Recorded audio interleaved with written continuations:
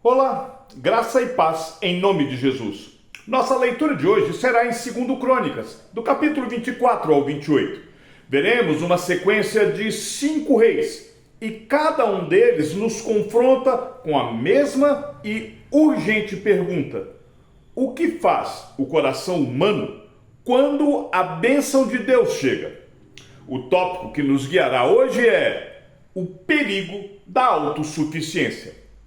O rei Uzias propôs em seu coração buscar a Deus, e enquanto ele fez isso, o Senhor o fez prosperar.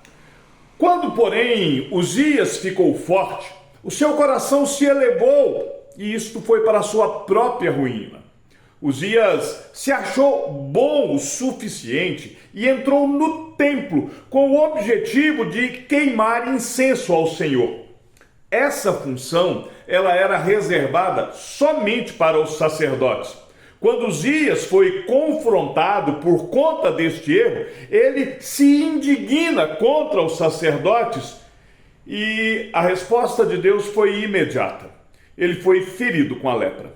A força que não se curvou diante de Deus se tornou o instrumento da sua queda.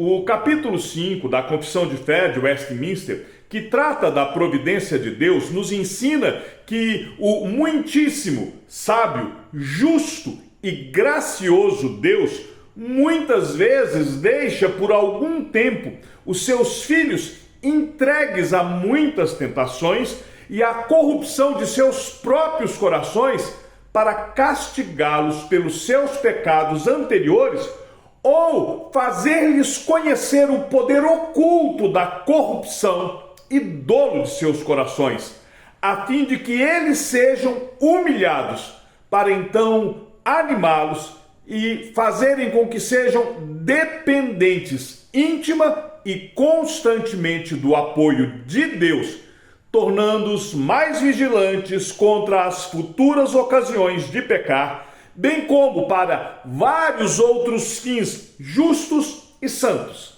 A lepra de Uzias não foi abandono, foi disciplina reveladora. O orgulho do que o rei Uzias carregava estava lá antes dele entrar no templo. A crise apenas trouxe o orgulho à luz. O Catecismo Maior de Westminster, na pergunta 151, lista o que agrava os pecados diante de Deus. E entre os fatores está justamente pecar depois de ter recebido misericórdias especiais e pecar em posição de grande responsabilidade perante outros. Uzias havia recebido décadas da bênção de Deus e governava uma nação. O peso da sua transgressão era proporcional à grandeza das graças que ele havia recebido. Isso nos convoca à vigilância. Quanto mais recebemos de Deus, mais somos chamados à humildade. Uzias falhou porque entrou no santuário por conta própria, sem a mediação correta, sem o sacerdote ordenado, na presunção de que a sua força o habilitava a se aproximar de Deus diretamente, sem a presença de um mediador. Jesus Cristo, ele é o cumprimento de tudo que os sacerdotes prefiguravam. Jesus é o único que pode entrar no Santo dos Santos, não pela força da sua realeza terrena, mas pelo sangue do seu próprio sacrifício. Aquilo que Uzias tentou usurpar, Cristo cumpriu plenamente. A aproximação perfeita ao Pai em nosso favor. Por isso, ao contrário de Uzias, que saiu do santuário coberto de lepra, nós saímos de diante do trono da graça, cobertos pela justiça de Cristo. Não porque a nossa força nos qualifica, mas porque a humildade de Cristo e a obediência dele nos abriram um novo e vivo caminho pelo seu sangue.